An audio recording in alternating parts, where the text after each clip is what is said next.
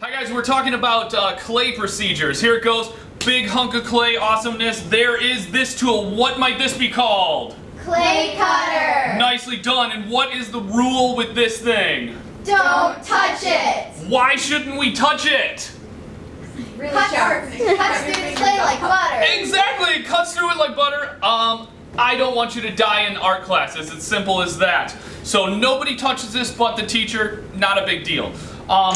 We have our clay project and a mat. The mats were all here. We have forks and knives. They're all nice and neat and organized. Our forks and knives, the knives go this way, the forks go this way. And so when you reach in here, you don't stab yourself trying to get something out. When it's cleanup time, we actually have to put them away like this as well. It's very important. They should go back in here. The mats, when we put the mats away, that's a big deal. We need to have parallel lines with all the sides, so it's nice and neat and organized. We don't have folded corners. The wooden blocks are over here, and our project should go on it. But when we put our projects away, there's a very important thing we need to do. Paper towels. We grab out a little bit of paper towel. We want to have something like this. What we're going to do is we're going to ball it up and we're going to get it wet.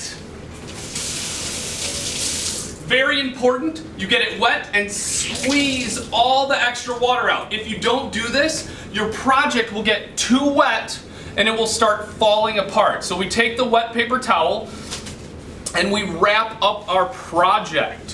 Why in the world would we wrapping up our project with a wet paper towel? To keep it from drying out. Nicely done. What I'm going to do is I'm going to take the wooden block and I'm going to slide it into the bag with my name facing up. We all have the same bags and we need our name facing up. I grab it underneath, I take this open part of the bag and I fold it underneath. Why in the world would I fold it underneath?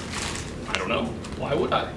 Keep air out? Yeah, to keep air out. It also saves your project from falling out, not a big deal. So what I have is I'm going to take this and I would move over here, and up here would be the afternoon 7th graders and 8th graders projects. The 6th grade projects would go down here, and if we move over here, the 8th grade and 7th grade morning class would go in here. Not a big deal. I would just put it in here. Probably not setting it on top of somebody else's.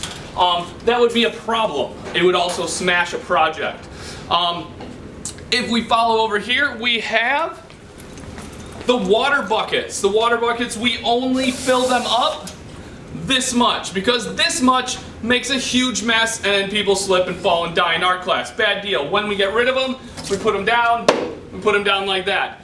Coming over here, we have our washing towels. They're the green towels. They're for washing the tables. The back table and all of your tables and the countertops need to be washed.